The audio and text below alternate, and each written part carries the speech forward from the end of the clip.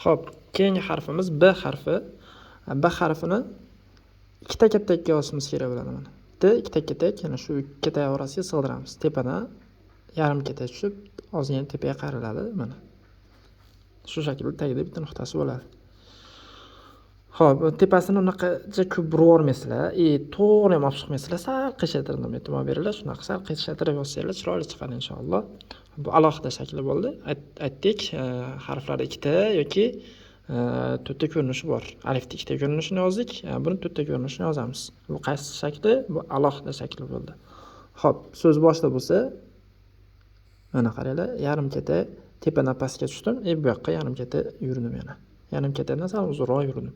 Shunda mana B harfi bo'ldi. So'z boshidagi. So'z o'rtasida bo'lsa,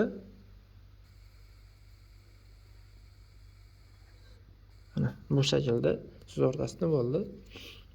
Oxiridagi shaklni yozamiz.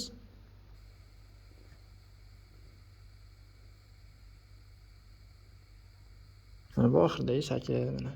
E'tibor beringlar, chiziqdan pastga tushib ketmanglar. Chiziq tepasida bo'lishi kerak ular. B harfi. Sirazi lug'atlarni ham yozib beraman. Uni ham yozishlar kerak bo'ladi. Deb endi A deb yozib o'rgandik. Bu shaklda A bo'ldi mana. A bo'ldi. Endi B deb qo'shimcha qilib yozamiz. B deb.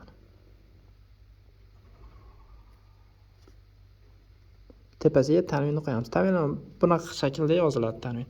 Bun qildi. Keyingisi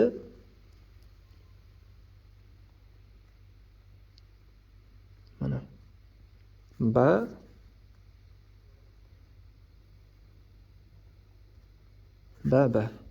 mana oxir 3-chi so'zimiz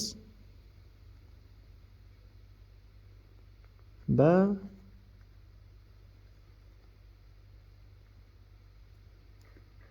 bun.